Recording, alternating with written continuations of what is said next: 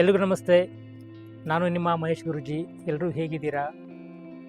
ಇವತ್ತಿನ ಸಂಚಿಕೆಯಲ್ಲಿ ಒಂದು ವಿಶೇಷವಾದಂತಹ ಪ್ರತಿನಿತ್ಯ ಮಾತಾಡೋ ಹಾಗೆ, ಅದರಲ್ಲೂ ಸ್ವಲ್ಪ ನಿಮಗೆಲ್ಲ ತುಂಬ ಕುತೂಹಲ, ತುಂಬ ಆಸಕ್ತಿ ಇರುವಂಥ ವಿಚಾರವನ್ನು ಮಾತಾಡ್ಲಿಕ್ಕೆ ಹೊರಟಿದ್ದೀನಿ.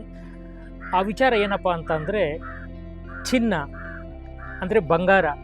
ಈ ಬಂಗಾರದ ಬಗ್ಗೆ ಯಾರಿಗೆ ಆಸೆ ಇಲ್ಲ ಹೇಳಿ? ಪ್ರತಿಯೊಬ್ಬರಿಗೂ ಸಹ ಒಂದು ಜೀವನದಲ್ಲಿ ಸ್ವಲ್ಪ ಬಂಗಾರವನ್ನು ಕಲೆಕ್ಟ್ ಮಾಡಬೇಕು, ಬಂಗಾರವನ್ನು ಹಾಕ್ಕೋಬೇಕು ಅನ್ನುವಂಥದ್ದು ಸಹಜವಾಗಿ ಎಲ್ರಿಗೂ ಇರುತ್ತೆ ಅಲ್ವಾ? ಯಾರಿಗೆ ತಾನೇ ಬಂಗಾರ ಆಸೆ ಇಲ್ಲ ಹೇಳಿ? ಪ್ರತಿಯೊಬ್ಬ ಮನುಷ್ಯನಿಗೂ ಇದೊಂದು ಆಸೆ, ಬಂಗಾರ ಹಾಕ್ಕೋಬೇಕು, ನಾವು ಚೆನ್ನಾಗಿ ಕಾಣಿಸ್ಬೇಕು, ಬಂಗಾರ ಹಾಕ್ಕೊಂಡ್ರೆ ಚೆನ್ನಾಗಿ ಕಾಣೋದು, ಈ ಥರದ್ದೆಲ್ಲ ಸಹಜವಾಗಿಲ್ಲ ಇರುತ್ತೆ ಅಲ್ವಾ? ಹಾಗಾಗಿ ಬಂಗಾರ ಅನ್ನುವಂಥದ್ದು ಬಲು ದುಬಾರಿ ಆಗೋಗಿದೆ, ನಿಮಗೆಲ್ಲ ಗೊತ್ತಿರೋ ಹಾಗೆ. ಈ ಹಬ್ಬ ಹರಿದಿನಗಳು ಎಲ್ಲ ಬಂತು ಅಥವಾ ಯಾವುದಾದ್ರು ಕಾರ್ಯಕ್ರಮಗಳೆಲ್ಲ ಮಾಡಬೇಕು ಅಂತ ಅಂದರೆ ನಾವು ಬಂಗಾರವನ್ನು ಅತಿ ಹೆಚ್ಚು ಧಾರಣೆಯನ್ನು ಮಾಡ್ತೀವಿ. ಹಾಗಾಗಿ ಬಂಗಾರ ಕೊಂಡ್ಕೊಳ್ಳಿಕ್ಕೆ ಪ್ರತಿ ಜೀವನದಲ್ಲೂ ಪ್ರತಿ ಹಂತದಲ್ಲೂ ನಾವು ಏನಾದರೂ ಒಂದು ಕಸರತ್ತುಗಳನ್ನ ಮಾಡ್ತಾನೆ ಇರ್ತೀವಿ. ಈ ಬಂಗಾರ ನಮಗೆ ಎಷ್ಟು ಅಮೂಲ್ಯ, ಅಥವಾ ಇದೆಲ್ಲ ಹೇಗೆ ತಗೋತಾರೆ, ಇದೆಲ್ಲ ಬೇಕಾ, ಇದರಿಂದ ಏನೇನೆಲ್ಲ ಆಗುತ್ತೆ, ಆ ವಿಚಾರಗಳ ಕುರಿತು ಒಂದು 10 ನಿಮಿಷ ಇದ್ರ ಬಗ್ಗೆ ನಾವು ಮಾತಾಡೋಣ. ಯಾರಿಗೆ ತಾನೇ, ಆವಾಗಲೇ ಹೇಳಿದಾಗ, ಯಾರಿಗೆ ತಾನೇ ಬಂಗಾರ ಅಂದರೆ ಆಸೆ ಇಲ್ಲ ಹೇಳಿ? ಪ್ರತಿಯೊಬ್ಬರಿಗೂ ಸಹ ಆಸೆ ಇದ್ದೇ ಇರುತ್ತೆ. ಈ ಹಬ್ಬ ಹರಿದಿನಗಳು, ವಿಶೇಷವಾಗಿ ಈ ಅಕ್ಷಯ ತೃತೀಯ ದಿನ ಬಂದ್ರಂತೂ ನಮ್ಮ ಹೆಣ್ಣುಮಕ್ಳು ಎಲ್ಲರೂ ಸಹ ಸಾಲ ಸೂಲ ಮಾಡಾದರೂ ಸಹ ಅಂಗಡಿಗಳಿಗೆ ಹೋಗಿ ಆಭರಣಗಳನ್ನು ಕೊಂಡ್ಕೊಳ್ಳುವಂಥದ್ದು ಸಹಜವಾಗೆಲ್ಲ ಇದ್ದೇ ಇರುತ್ತೆ ಅಲ್ವಾ? ನಮಗೇನೋ ಆಭರಣ ಅಂದರೆ ಆಸೆ ನಿಜ, ಆದರೆ ಆಭರಣಗಳನ್ನು, ಈ ಬಂಗಾರವನ್ನು ತೆಗಿಲಿಕ್ಕೆ ನಾವು ಮಾಡ್ತಾ ಇರುವಂಥದ್ದು ಏನೇನು ಮಾಡ್ತಾ ಇದ್ದೀವಿ, ಈ ಭೂಮಿಗೋಸ್ಕರ ಎಂಥ ಒಳ್ಳೆ ಕೊಡುಗೆನ ಕೊಡ್ತಾ ಇದ್ದೀವಿ, ಅದ್ರ ಬಗ್ಗೆ ಸ್ವಲ್ಪ ನೋಡೋಣ. ನಿಮಗೆಲ್ಲರಿಗೂ ಗೊತ್ತಿರೋ ಹಾಗಿದೆ, ನಮ್ಮ ದೇಶದಲ್ಲಿ, ವಿಶೇಷವಾಗಿ ನಮ್ಮ ಭಾರತದ ಕರ್ನಾಟಕದಲ್ಲಿ ಕೋಲಾರ ಅಂದರೆ KGF, ಕೋಲಾರ ಚಿನ್ನದ ಗಣಿ ಹಾಗೂ ಹಟ್ಟಿ ಚಿನ್ನದ ಗಣಿಯಲ್ಲಿ ಸದ್ಯದಲ್ಲಿ ಇವಾಗ ಚಿನ್ನದ ನಿಕ್ಷೇಪಗಳನ್ನು, ಚಿನ್ನದ ಗಣಿಯನ್ನು, ಅದಿರನ್ನು ತೆಗೆದು ಚಿನ್ನವನ್ನು ನಾವು ತೆಗಿತಾ ಇರುವಂಥದ್ದನ್ನು ನೀವು ನೋಡ್ತಾನೆ ಇದ್ದೀರಾ. ಆದರೆ ಈ ಚಿನ್ನವನ್ನು ನಾವು ತೆಗಿಬೇಕು ಅಂತ ಅಂದರೆ ಎಷ್ಟು ಪ್ರಕೃತಿಯ ನಾಶ ಆಗುತ್ತೆ, ಅದು ನಮಗೆಲ್ಲ ಒಂದು ದಿನ ಯಾರ ಸಾಮಾನ್ಯ ಯೋಚನೆ ಕೂಡ ನಾವು ಮಾಡಿಲ್ಲ. ಚಿನ್ನವನ್ನು ತೆಗಿಬೇಕು ಅಂದರೆ ನಾವು ಭೂಮಿಯನ್ನು ಹಾಳು ಮಾಡಲೇಬೇಕು, ಹಾಳು ಮಾಡ್ತಾನೆ ಇದ್ದಾರೆ. ಅಂದರೆ ಇನ್ನು ಕೇವಲ ನಮ್ಮ ದೇಶದಲ್ಲಿ, ನಮ್ಮ ರಾಜ್ಯದಲ್ಲಿ ಅಷ್ಟೇ ಅಲ್ಲ, ಇಡೀ ಭೂಮಿಯಲ್ಲಿ ಮನುಷ್ಯನ ಈ ಬಂಗಾರದ ಆಸೆಗೋಸ್ಕರವಾಗಿ ಸಂಪೂರ್ಣವಾಗಿ ಈ ಭೂಮಿಯನ್ನು ನಾವು ಹಂತವಾಗಿ ಎಲ್ಲ ನಾಶ ಮಾಡ್ತಾ ಬರ್ತಾ ಇದ್ದೀವಿ. ನೀವು ಯಾವುದೇ ಭೂಮಿಯಲ್ಲಿ ಅಥವಾ ಆ ಭೂಮಿಯ ಅದಿರನ್ನು, ಚಿನ್ನದ ಅದಿರನ್ನು ತೆಗೆಯುವಂಥ ಜಾಗವನ್ನು ನೀವು ನೋಡಿದ್ರೆ, ನಾವು ಮಾಡಿರುವಂತಹ ಪ್ರಕೃತಿಗೆ ಮಾಡ್ತಿರುವಂಥ ಅತ್ಯಾಚಾರಗಳು, ಪ್ರಕೃತಿಗೆ ಮಾಡ್ತಾ ಇರುವಂಥ ಅತ್ಯಾಚಾರ ನೀವು ನೋಡಿದ್ರೆ ಅದು ಗೊತ್ತಾಗುತ್ತೆ. ಇವತ್ತು ಕೋಲಾರದ ಚಿನ್ನದ ಗಣಿ ಆ ಕ್ಷೇತ್ರಕ್ಕೆ ಏನಾದರೂ ಹೋದರೆ, ನೀವು ಮನುಷ್ಯ ಮಾಡಿರುವಂತಹ ಅಧ್ವಾನಗಳು, ಭೂಮಿಯ ಮೇಲೆ ಮಾಡಿರುವಂಥ ಈ ಮನುಷ್ಯನ ಕ್ರೌರ್ಯ ನಿಮಗೆ ಗೊತ್ತಾಗುತ್ತೆ. ನೋಡಿ, ನಾವು ಯಾವುದೇ ಚಿನ್ನ ತೆಗಿಬೇಕಂತ ಅಂದ್ರೂ ಭೂಮಿಯನ್ನು ನಾಶ ಮಾಡೇ ಮಾಡ್ತಾನೆ ಮನುಷ್ಯ. ಅಂದರೆ ಪ್ರಕೃತಿಯನ್ನು ನಾಶ ಮಾಡಿ ಈ ಭೂಮಿಯನ್ನು ತೆಗಿಲಿಕ್ಕೆ ಹೊರಟಿದ್ದಾನೆ. ಕೇವಲ ಒಂದು ಹಳದಿ ಲೋಹಕ್ಕೋಸ್ಕರವಾಗಿ ನಾವು ಇಷ್ಟೆಲ್ಲ ಒದ್ದಾಡ್ತೀವಿ. ಯೋಚನೆ ಮಾಡಿ, ಬಂಗಾರ ಅಂತ ನಾವೆಲ್ಲ ಅಂತೀವಲ್ವ, ಆದರೆ ಈ ಬಂಗಾರ ಭಾರ ಭೂಮಿಗೆ ಎಷ್ಟು ಬಲು ಭಾರ ಅಲ್ವಾ? ಪ್ರಕೃತಿಯನ್ನು ನಾಶ ಮಾಡಿ ನಾವು ಇಷ್ಟು ಆಭರಣಗಳನ್ನು ಹಾಕ್ಕೊಂಡು ತೋರ್ಪಡಿಕೆಯಿಂದ ಮಾಡುವಂಥದ್ದು ಏನಾದರೂ ಇದೆಯಾ? ಕೆಲವು ಹಂತದಲ್ಲಿ ಬಂಗಾರವನ್ನು ಇಟ್ಟು, ಬಂಗಾರ ಯಾಕೆ ಸ್ವಲ್ಪ ದುಬಾರಿ ಇರೋದ್ರಿಂದ ಅದನ್ನೆಲ್ಲ ಬ್ಯಾಂಕ್ಗಳಲ್ಲಿ ಖರೀದಿ ಮಾಡಿ ಅಥವಾ ನಿಮ್ಮ ಕಷ್ಟ ಸುಖಕ್ಕೆ ಆಗುತ್ತೆ ಅಂತ ಮಾಡ್ತಾರೆ. ಆದರೆ ನಾವೇನೇ ಮಾಡ್ಕೊಳ್ಳಿ, ಬಂಗಾರವೇ ಅಲ್ವಾ? ಆದರೆ ಬಂಗಾರ ತೆಗಿಲಿಕ್ಕೆ ನಾವು ಎಷ್ಟು ಒದ್ದಾಡ್ತಾ ಇದ್ದೀವಿ ಇವತ್ತು, ಎಷ್ಟು ಕಷ್ಟಪಡ್ತಾ ಇದ್ದೀವಿ, ಎಷ್ಟು ಕೂಲಿ ಕಾರ್ಮಿಕರು ಅದರಿಂದ ಮರಣ ಹೊಂದಿದೆ, ಎಷ್ಟು ರೋಗಗಳು ಮನುಷ್ಯನಿಗೆ, ವಿಶೇಷವಾಗಿ ಶ್ವಾಸಕೋಶದ ಸಮಸ್ಯೆಗಳು ಎಷ್ಟು ಅವನಿಗೆ ಕಾಡ್ತಾ ಇದೆ, ಚರ್ಮ ವ್ಯಾಧಿಗಳು ಎಷ್ಟು ಕಾಡ್ತಾ ಇದೆ, ಭೂಮಿಗೆ ಎಷ್ಟು ರೋಗಗಳು ಬರ್ತಾ ಇದೆ, ಮನುಷ್ಯನಿಗೆ ಎಷ್ಟು ರೋಗಗಳು ಬರ್ತಾ ಇದೆ, ಪ್ರಕೃತಿ ಎಷ್ಟು ಹಾಳಾಗ್ತಾ ಇದೆ. ಇದು ಯಾರಿಗೂ ಬೇಕಾಗಿಲ್ಲ. ಕೇಳಿದ್ರೆ ನಾವು ಬಂಗಾರ ಹಾಕ್ಕೋಬೇಕು, ಎಲ್ಲ ಚಿನ್ನದ ಅಂಗಡಿಯವ್ರಿಗೆ ಬಂಗಾರದ ವ್ಯಾಪಾರ ಆಗಬೇಕಷ್ಟೇ. ಬಂಗಾರ ಎಲ್ಲಿಂದ ತೆಗಿತಾರೆ, ಹೇಗೆ ಮಾಡ್ತಾ ಇದ್ದಾರೆ, ಎಲ್ಲಿಂದ ಬರುತ್ತೆ, ಇದರಿಂದ ಆಗ್ತಾ ಇರುವಂಥ ಪ್ರಕೃತಿಗೆ ಆಗ್ತಾ ಇರುವಂಥ ಅನಾಹುತಗಳೇನು? ಕಾಲಕ್ಕೆ ಮಳೆ ಬೇಕು ಅಂತೀವಿ, ನಾವು ಭೂಮಿ ಸಂರಕ್ಷಣೆ ಮಾಡ್ಕೊಂಡಿರ್ತಾನೆ, ಪ್ರಕೃತಿಯ ಸಂರಕ್ಷಣೆ ಮಾಡ್ಕೊಂಡಿರ್ತಾನೆ. ಈ ಕಾಲಘಟ್ಟದಲ್ಲಿ ಕಾಲಕ್ಕೆ ಮಳೆ ಆಗುವಂಥದ್ದು ನಾವು ಅದನ್ನು ನಾವೇನು ಮಾಡ್ತಾ ಇದ್ದೀವಿ? ಬಂಗಾರದ ಅಂಗಡಿಯವನಿಗೆ ವ್ಯಾಪಾರ ಆಗಬೇಕಷ್ಟೆ. ಯಾವತ್ತಾದರೂ ಬಂಗಾರ ಬೇಡ ಅಂತ ಹೇಳ್ತಾನ? ನಾವು ಇದೆಲ್ಲ ಬರೀ ಬೇರೆ ಆರ್ಥಿಕವಾಗಿ ಒಂದು ಏನು ವ್ಯಾವಹಾರಿಕವಾಗಿ ಬಂಗಾರವನ್ನು ನೋಡ್ತೀವಿ ಹೊರತು ಭೂಮಿ ಎಷ್ಟು ಹಾಳಾಗ್ತಾ ಇದೆ ಇದರಿಂದ. ನಾವು ಕೊಡ್ತಾ ಇರುವಂಥ ಕೊಡುಗೆ ಏನು, ನಾವೇನು ಹಾಳು ಮಾಡ್ತಾ ಇದ್ದೀವಿ, ನಾವೆಷ್ಟು ಪ್ರಜ್ಞಾವಂತರಾಗಬೇಕು, ಭೂಮಿಯನ್ನು ಎಷ್ಟು ಸಂರಕ್ಷಣೆ ಮಾಡಬೇಕು, ಎಷ್ಟು ಜನಕ್ಕೆ ಅರಿವಿದೆ?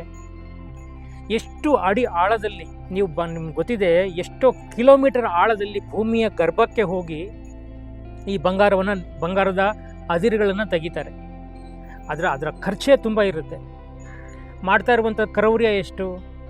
ಈ ಕ್ರೌರ್ಯವನ್ನು ಅದು ನಾನು ಹೇಳ್ತಾ ಇದ್ದೀನಲ್ಲ, ಇದೆಲ್ಲ ಮಾಡಲಿಕ್ಕೂ ಪ್ರಕೃತಿಯನ್ನು ಹಾಳು ಮಾಡಿಕೊಂಡು ಈ ಕ್ರೌರ್ಯವನ್ನು ನಾವು ಮಾಡ್ತಾ ಇರುವಂಥದ್ದು. ಇದು ಮನುಷ್ಯನ ಮನಸ್ಸು ಮೇಲೂ ಪರಿಣಾಮ ಬೀರುತ್ತೆ, ಭೂಮಿ ಮೇಲೂ ಸಹ ಪರಿಣಾಮವನ್ನು ಬೀರುತ್ತೆ. ಅಂದರೆ ಇಷ್ಟೆಲ್ಲ ಹಾಳು ಮಾಡಿಕೊಂಡು ನಾವು ಈ ಪ್ರಕೃತಿಯನ್ನು ಹಾಳು ಮಾಡಿಕೊಂಡು ಬಂಗಾರವನ್ನು ತೆಗಿಲಿಕ್ಕೆ ಪ್ರಯತ್ನ ಮಾಡ್ತಾಯಿದ್ವಿ, ಕೇವಲ ಒಂದು ಹಳದಿಯ ಲೋಹಕ್ಕೋಸ್ಕರವಾಗಿ. ನಾವು ಪ್ರತಿ ಸಲ ಚಿನ್ನ ಹಾಕೋಬೇಕಾದ್ರೆ, ಮೈ ಮೇಲೆ ಬಂಗಾರ ಹಾಕೋಬೇಕಾದ್ರೆ ಒಬ್ಬ ಪ್ರಜ್ಞಾವಂತರಾಗಿ ನಾವು ಒಂದು ಸಲ ಯೋಚನೆ ಮಾಡಬೇಕಾಗುತ್ತೆ, ನಿಜವಾಗ್ಲೂ ನಾವು ಪ್ರಕೃತಿಗೆ ಒಳ್ಳೇದೇನಾದರೂ ಕೊಡ್ತಾ ಇದ್ದೀವ ಅಂತ. ನಮಗೆ ಬಂಗಾರದ ಆಸೆ ಇರ್ಬೋದು, ಆದರೆ ಪ್ರಕೃತಿಯ ಮೂಲ ಗುಣಕ್ಕೆ. ಹಾಗಾಗಿ ಪ್ರಕೃತಿಯನ್ನು ನಾವು ಉಳಿಸ್ಬೇಕು, ಬೆಳೆಸಬೇಕು ಅಂತ ಅಂದರೆ ಬಂಗಾರ ಹಾಕೋಬಾರ್ದು ಅಂತ ನಾನು ಹೇಳ್ತಾ ಇಲ್ಲ. ಆದರೆ ಬಂಗಾರದ ವಸ್ತುಗಳನ್ನು ಖರೀದಿ ಮಾಡಬೇಕಾದ್ರೆ ನೀನು ನೋಡಿ, ಬಳಸುವಂಥ ವ್ಯಕ್ತಿಗಳು ಕಡಿಮೆ ಆದರೆ ತೆಗೆಯುವಂಥರು ಕಡಿಮೆ ಆಗ್ತಾರೆ ಅಲ್ವಾ. ನಾವು ಬಂಗಾರದ ದಾಹಕ್ಕೆ ಬಿದ್ದುಬಿಟ್ಟಿದ್ದೀವಿ, ಬಂಗಾರದ ಮೋಹಕ್ಕೆ ಬಿದ್ದುಬಿಟ್ಟಿದ್ದೀವಿ. ಎಲ್ರಿಗೂ ಬಂಗಾರ ಬೇಕು ಅಂತೀವಿ ಅಲ್ವಾ. ಆದರೆ ನಾನು ಆವಾಗಲೇ ಹೇಳಿದ ಹಾಗೆ ಎಷ್ಟು ನಮ್ಮಲ್ಲಿ ಪ್ರಜ್ಞೆ ಇದೆ ಪರಿಸರದ ಬಗ್ಗೆ. ಇದನ್ನು ಕೇವಲ ನಾನೊಬ್ಬ ಅಷ್ಟೇ ಅಲ್ಲ, ಎಲ್ಲರೂ ನಿಮ್ಮ ಥರ ಚಿಂತನೆ ಮಾಡೋರಾದರೆ ಪ್ರತಿಯೊಬ್ಬರೂ ಸಹ ಈ ಬಂಗಾರ ತೆಗಿತಾ ಇರುವಂಥ ಜಾಗಗಳನ್ನ ಉಳಿಸ್ಬೋದು. ಎಷ್ಟು ಪರಿಸರ ಹಾಳಾಗುತ್ತೆ, ಎಷ್ಟು ರೈತರ ಭೂಮಿಯನ್ನು ವಶಪಡಿಸ್ಕೊತಾರೆ ಇದಕ್ಕೋಸ್ಕರವಾಗಿ. ಕೆಲವು ಕಡೆ ಎಲ್ಲ ಸರ್ವೆ ಮಾಡಿದ್ರೆ ಎಷ್ಟೋ ಸಾವಿರ ಎಕರೆಗಳ ಜಾಗಗಳನ್ನು ಇದಕ್ಕೆಲ್ಲ ಬಳಸ್ತಾರೆ. ಅಂದರೆ ರೈತರ ಭೂಮಿಗಳು, ಇದು ನಾವು ಲೇಔಟ್ಗಳು ಮಾಡ್ತೀವಿ, ಈ ಭೂಮಿಯನ್ನು ಬಂಗಾರ ಮಾಡ್ತೀವಿ ಅಂತ ಹೇಳ್ಬಿಟ್ಟು ಇನ್ನೇನೇನೋ ಮಾಡೋಕ್ಕೆ ಹೋಗ್ತೀವಿ. ಕಾಂಕ್ರೀಟ್ ಬಿಲ್ಡಿಂಗ್ಗಳನ್ನ ಕಟ್ತೀವಿ, ಬಂಗಾರದ ನಿಕ್ಷೇಪಗಳನ್ನು ತೆಗಿಲಿಕ್ಕೆ ಹೋಗ್ತೀವಿ. ಸಾವಿರಾರು ಎಕರೆ ಭೂಮಿಯನ್ನು ಹಾಳು ಮಾಡಿ ಈ ಬಂಗಾರದ ನಿಕ್ಷೇಪಗಳನ್ನು ಈ ಹಳದಿ ಲೋಹಕ್ಕೋಸ್ಕರವಾಗಿ ನಾವೆಲ್ಲ ತೆಗೆಯೋಕ್ಕೆ ನಾವು ಪ್ರಯತ್ನ ಮಾಡ್ತಾ ಇದ್ದೀವಿ. ಒಬ್ರಿಗಾದರೂ ನಮಗೆ ಕಾಳಜಿ ಬೇಡವಾ? ಹಾಕ್ಕೊಳ್ಳಿ, ಬಂಗಾರ ಹಾಕೊಳ್ಳೋದು ಬೇಡ ಅಂತ ನಾನು ಹೇಳ್ತಾ ಇಲ್ಲ. ಆದರೆ ಬಂಗಾರ ಭೂಮಿಗೂ ಭಾರ, ಕೊಂಡ್ಕೊಳ್ಳೋಕ್ಕೆ ನಮಗೂ ಭಾರ. ಹಾಗಾಗಿ ಬಂಗಾರವನ್ನು ತಗೊಳ್ಳೋಣ, ಆದರೆ ಭೂಮಿಯ ಬಗ್ಗೆ ಭೂಮಿಯೇ ಬಂಗಾರ. ನಮ್ಮ ದೇಹವೂ ಬಂಗಾರ. ನೋಡಿ, ನಮ್ಮ ದೇಹ, ನೀವು ಎಷ್ಟು ಕೆ ಜಿ ತೂಕ ಇದ್ದೀರಾ, ನಾವು ಎಷ್ಟು ಕೆ ಜಿ ತೂಕ ಇದ್ದೀವಿ, ಅಷ್ಟು ನಮ್ಮ ದೇಹವೆಲ್ಲ ಬಂಗಾರವೇ. ಒಂದು ದಿನ ನಮ್ಮ ದೇಹ ಬಂಗಾರ ಅಂತ ಯಾವತ್ತಾದರೂ ಅಂದ್ಕೊಂಡಿದ್ದೀರಾ? ನೋಡಿ, ಇದು ನಮ್ಮದೊಂದು ಬೆರಳು. ಈ ಬೆರಳೇನಾದರೂ ಕಟ್ಟಾಯ್ತಂತಂದರೆ ಇದಕ್ಕೆ ನಾನು ಬಂಗಾರದ ಅಥವಾ ವಜ್ರದ ಇನ್ಯಾವುದೋ ಒಂದು ಆಭರಣವನ್ನು ಹಾಕ್ಸಿ ಈ ಬೆರಳನ್ನ ಹಾಕ್ಸ್ಕೊಂಡ್ರೆ ಇದು ಈ ಮಾಮೂಲಿ ಥರ ಫ್ಲೆಕ್ಸಿಬಲ್ ಆಗಿ ಕೆಲಸ ಮಾಡುತ್ತಾ? ಆಗೋದಿಲ್ಲ. ಅಂದರೆ ನಮ್ಮ ದೇಹ ಏನಿದೆ ಸಂಪೂರ್ಣವಾಗಿ ಬಂಗಾರದಿಂದನೇ ಕೂಡಿದೆ. ಪ್ರತಿಯೊಂದು ಅಂಗವೂ ಬಂಗಾರವೇ ಅಲ್ವಾ. ಈ ದೇಹದ ಬಂಗಾರವನ್ನು ನಾವು, ಈ ದೇಹದ ಅಲಂಕಾರವನ್ನು ನಾವು ಯಾವತ್ತೂ ನಾವು ಪರಿಗಣನೆಗೆ ತಗೊಂಡಿಲ್ಲ. ಎಲ್ಲ ಕಡೆಗಣನೆ ಮಾಡಿ ಹೊರಗಿನ ಹಳದಿ ಲೋಹದಿಂದ ನಮ್ಮ ದೇಹ ಸೌಂದರ್ಯವಾಗಿ ಕಾಣುತ್ತೆ ಅಂತ ಈ ಥರದ್ದೆಲ್ಲ ಏನೇನೋ ಯೋಚನೆ ಮಾಡ್ಕೊಂಡು ಬಂದಿದ್ದೀವಿ. ಈ ಹಣಕ್ಕೋಸ್ಕರವಾಗಿ, ಈ ಹೊನ್ನಿಗೋಸ್ಕರವಾಗಿ ಪೂರ್ವಾನುಕಾಲದಿಂದ, ಆದಿಕಾಲಗಳಿಂದ ಜಗಳ, ಗುದ್ದಾಟ, ಕೊಲೆಗಳು, ಅತ್ಯಾಚಾರಗಳು ಎಲ್ಲ ಈ ಬಂಗಾರಕ್ಕೋಸ್ಕರ ಆಗ್ತಾ ಬಂದಿದೆ ಅಲ್ವಾ. ಹಾಗಾಗಿ ನಿಜವಾಗ್ಲೂ ಒಂದೊಂದ್ಸಲ ನಮ್ಗೇನು ಅನಿಸುತ್ತೆ ಅಂದರೆ, ಭೂಮಿಯನ್ನು ಹಾಳು ಮಾಡಿ ಈ ಹೊನ್ನಿಗೋಸ್ಕರವಾಗಿ ಇಷ್ಟೊಂದು ಒದ್ದಾಡ್ತಾ ಇರುವಂಥ ಮನುಷ್ಯ ನಿಜವಾಗ್ಲೂ ಈ ಪ್ರಕೃತಿಯನ್ನು ಹಾಳು ಮಾಡಬೇಕಾ? ನೀವೇ ಯೋಚನೆ ಮಾಡಿ. ನಾನು ಯೋಚನೆ ಮಾಡೋದಲ್ಲ, ನೀವೇ ಯೋಚನೆ ಮಾಡಿ. ಹೌದು, ಕೇವಲ ಎಷ್ಟೋ ಸ್ವಲ್ಪ ದಿನ ಬದುಕಲಿಕ್ಕೋಸ್ಕರವಾಗಿ ಈ ಅನ್ನ, ನೀರು, ಗಾಳಿ ಕೊಡ್ತಾ ಇರುವಂಥ ಈ ಪ್ರಕೃತಿಗೆ ನಾವೇನು ಕೊಡ್ತಾ ಇದ್ದೀವಿ ಕೊಡುಗೆಯನ್ನು? ಭೂಮಿ ಹಾಳು ಮಾಡೋದು ಅಲ್ವಾ, ಭೂಮಿಯನ್ನು ಹಾಳು ಮಾಡ್ಕೊಂಡು ಬಿಡೋದು, ರೈತರ ಜಮೀನೆಲ್ಲ ಕಿತ್ಕೊಳ್ಳೋದು, ರೈತರ ಜಮೀನೆಲ್ಲ ಹಾಳು ಮಾಡೋದು. ಮತ್ತು ಇದು ನಾವು ತಂತ್ರಜ್ಞಾನ ಅಂತ ಹೇಳುವಂಥದ್ದು. ಹಿಂಗೆಲ್ಲ ಮಾಡ್ತಾ ಇದ್ದೀವಿ ನಾವು. ಇದೆಲ್ಲ ಪ್ರಕೃತಿಯಲ್ಲಿ ಮಾಡ್ತಾ ಇರುವಂಥ ಕ್ರೌರ್ಯಗಳೇ ಸರಿ. ಇದೆಲ್ಲ ಆದಷ್ಟು ನಾವು ನಮ್ಮ ಈ ಹಣದ ಅಂತೀವಿ ಯಾವುದು, ನಮ್ಮ ಚಿನ್ನದ ಮೇಲೆ ಮೋಹವನ್ನು ಬಿಟ್ಟು ಆದಷ್ಟು ಮಟ್ಟಿಗೆ ಅಲ್ಪ ಸ್ವಲ್ಪದಲ್ಲಿ ಚಿನ್ನವನ್ನು ಖರೀದಿ ಮಾಡಿಕೊಂಡು ಪ್ರಕೃತಿಗೆ ನಮಗೆಲ್ಲರಿಗೂ ಸಹ ಹೊಣೆ ಇದೆ. ಪ್ರಕೃತಿಯನ್ನು ನೀವು ಎಲ್ಲರೂ ಸೇರಿ ಪ್ರಕೃತಿಯನ್ನು ರಕ್ಷಣೆ ಮಾಡಬೇಕಾಗುತ್ತಲ್ಲ. ಇದು ನಿಮ್ಮ ಜವಾಬ್ದಾರಿ ಅಲ್ವಾ. ಹಾಗಾಗಿ ಚಿನ್ನದ ಅಂಗಡಿಯರ್ಗಂತೂ ಇದ್ರ ಬಗ್ಗೆ ಯಾವ ಇದು ಇಲ್ಲ. ಅವ್ರಿಗೇನು ವ್ಯಾಪಾರ ಆಗಬೇಕು, ಅವರ ಹೆಂಡತಿ ಮಕ್ಕಳೆಲ್ಲ ಉದ್ಧಾರ ಆಗಬೇಕು, ಅದಕ್ಕೋಸ್ಕರ ಮಾಡ್ತಾರೆ. ಈಗ ಅಕ್ಷಯ ತೃತೀಯ ಅಂತ ಹೇಳ್ತಿರಲ್ವ, ಅಕ್ಷಯ ತೃತೀಯ ದಿನ ಸಾಮಾನ್ಯವಾಗೆಲ್ಲ ನಿಮ್ಮ ತಲೆಗೆಲ್ಲ ಜ್ಯೋತಿಷಿಗಳಲ್ಲಿ ಏನು ತಲೆಗಪ್ಸಿದ್ದಾರೆ ನಿಮಗೆ? ಅಕ್ಷಯ ತೃತೀಯ ದಿನ ಕೊಂಡ್ಕೊಂಡ್ರೆ ಲಕ್ಷಾಧೀಶರ ಆಗ್ಬಿಡ್ತೀನಿ, ಕೋಟ್ಯಾಧೀಶರ ಆಗ್ಬಿಡ್ತೀನಿ. ಅದನ್ನು ನಂಬ್ಕೊಂಡು ಎಷ್ಟು ಜನ ಸಾಲ ಸೋಲವನ್ನು ಮಾಡಿ ಗಂಡ ಹೆಂಡತಿ ಜಗಳ ಆಡಿಕೊಂಡು ಅವತ್ತು ಒಂದು ತುಂಡು ಬಂಗಾರ ತಂದ್ಕೊಂಡು ತರುವಂಥದ್ದಿದೆ.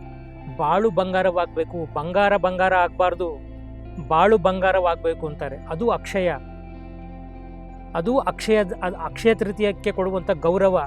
ಕೇವಲ ಬಂಗಾರ ತಗೊಂಡು ಸಾಲ ಸೋಲ ಮಾಡಿ ಗಂಡ ಹೆಂಡತಿ ಜಗಳ ಆಡಿಕೊಂಡು ಮನೆಗೆ ಒಂದು ತುಂಡು ಬಂಗಾರ ತರುವಂಥದ್ದು ಅಕ್ಷಯ ತೃತೀಯ ಅಲ್ಲ.